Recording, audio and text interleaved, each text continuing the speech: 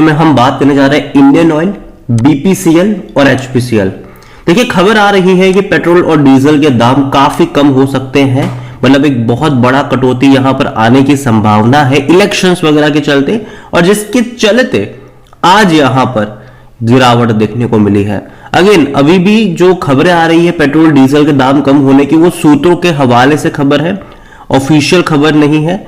जब ऑफिशियल खबर आएगी तब और डिक्लाइन एक्सपेक्टेड होगा, लेकिन बहुत सारी चीजें भी यहां पर होगी, क्योंकि देखो कंपनियां खराब नहीं है, शानदार कंपनी है, मौके भी जरूर बनेंगे। देखिए, वीडियो को शुरू करो उससे पहले अगर आपने अभी तक चैनल को सब्सक्राइब नहीं किया है तो प्लीज अभी इसे सब्सक्राइब कर लीजिए, क्योंकि आगे भी बहुत सारे वीडियोस हैं जो आपको काफी ज्यादा हेल्प करेंगे। तो 130 रुपए का शेयर है इंडियन ऑयल कॉर्पोरेशन का, आज तकरीबन 2.5% की गिरावट है।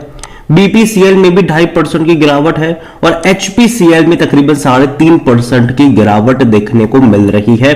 और उसकी जो वजह है वो यही है कि भैया पेट्रोल और डीजल के दाम कम हो सकते हैं। और खबर कुछ इस तरीके से, जो सोर्सेस, अगेन अभी तक ऑफिशियल अनाउंसमेंट नहीं है, लेकिन सोर्सेस कह रहे हैं कि 4 से लेकर 6 रुपए पर लीटर तक के दाम कम हो सकते हैं।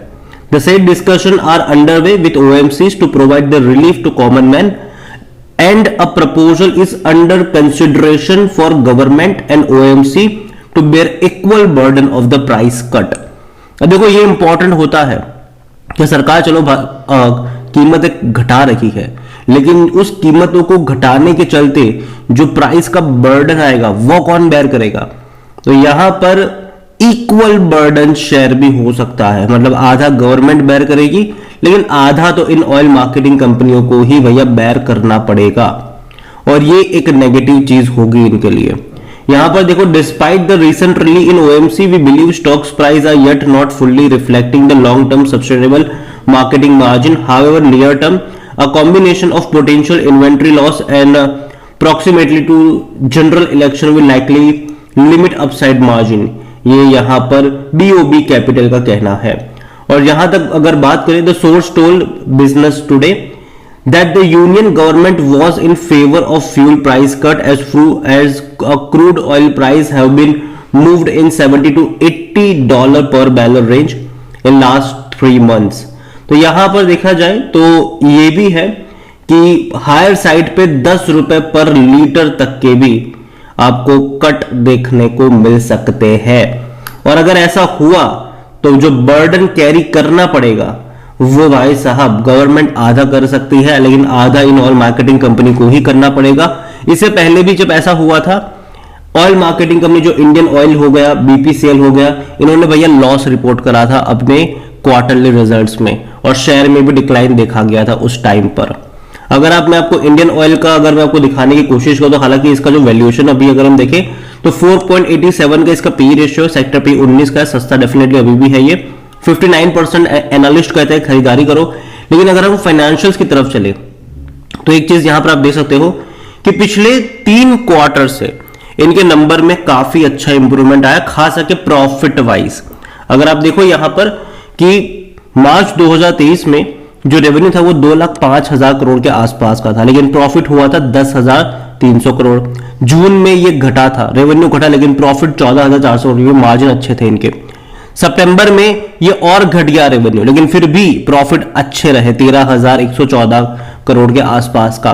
लेकिन अगर हम थोड़े से और पीछे के क्वार्टर में चले तो आप देख सकते हो कि जून और सितंबर वाला पीरियड अगर आप यहां पर देखो तो 2 क्वार्टर में इन्होंने लॉस किया था, जबकि रेवेन्यू बहुत अच्छे थे, 2,24,000 करोड़ से भी ज्यादा के इनके रेवेन्यू थे, लेकिन जो इनके प्रॉफिट की जगह 280 करोड़ का लॉस किया था।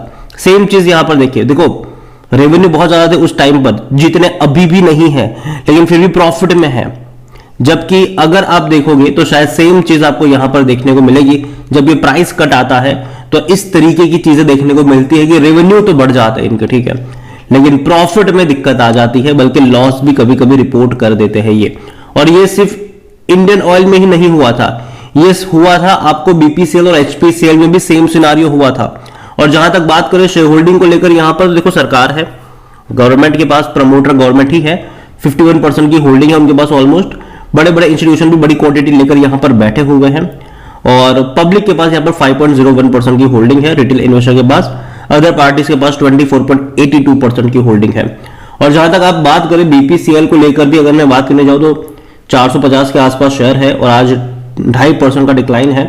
एक महीने में देखो तो एक बड़ी रफ्तार जरूर दिखाई थी, 475 पे गया था, गिरावट दिखाई, अटेम्प्ट कर रहा था यहां पर रुकने की कोशिश कर रहा था, लेकिन डेफिनेटली थोड़ा बहुत डिक्लाइन आपको देखने को मिलेगा यहां पर। और मैं पहले से बोल रहा हूं इसको लेकर। जहां तक बात करें पिछले एक साल में तो भाई साहब बहुत बेहतरीन तेजी इसने अक्टूबर से दिखाई, अक्टूबर एंड से दिखाई है। 335 रुपए से 475 पे गया था, ये लगातार भागा था। तो गिरावट कह लो, प्रॉफिट टेकिंग कह लो, वो पहले देखने को मिली। और अभी खबरों के चलते, इलेक्शंस वगैरह के चलते जब पेट्रोल डीजल के रेट में कट आएंगे तो इनका खामियाजा इन कंपनियों को भी थोड़ा बहुत भुगतना पड़ेगा। हालांकि सरकार आधा जो बर्डन है वो सरकार जरूर लेगी, लेकिन आधा तो इनको बर्डन लेना पड़ेगा। सेम चीज आप एचपीसीएल में भी देखो, हालांकि इसे तो बहुत बड़ा मूव दिखाया है। यहां पर अगर इसका एक साल का ग्राफ देखो, खासकर स्पेसिफिकली अगर आप देखो यहां पर अक्टूबर से, तो 245 से ये 403 पे गया है ये। तो बहुत बड़े मूव्स यहां पर आए हैं। इतने बड़े मूव्स आप देखो पहले भी बने हैं। अगर आप एचपीसीएल का ग्राफ देखो, ऐसे मूव पहले भी आए, लेकिन उसके बाद उतनी ही बड़ी गिरावट भी देखने को मिली है। तो देखो मेरे हिसाब से तीनों ही कंपनियां, चाहे वो इंडियन ऑयल हो, बीपीसीएल हो, एचपीसीएल हो, तीनों ही शानदार कंपनियां हैं। लेकिन आने वाले कुछ महीने थोड़े बहुत उबड़ खाबड़ रहेंगे इनके लिए। और यही वजह है कि देखो अगर आप लॉन्ग टर्म के निवेशक हो तब तो कोई डरने वाली बात है ही नहीं। इलेक्शन जैसे ही खत्म होंगे वैसा प्राइस बढ़ा देगी गवर्नमेंट नहीं है पेट्रोल डीजल के, वापस से कंपनियां प्रॉफिट में आ जाएगी, वापस से तेजी दिखाना शुरू कर देंगी। तो जो भी है यहां पर वो एक टेम्पररी फेज रहेगा।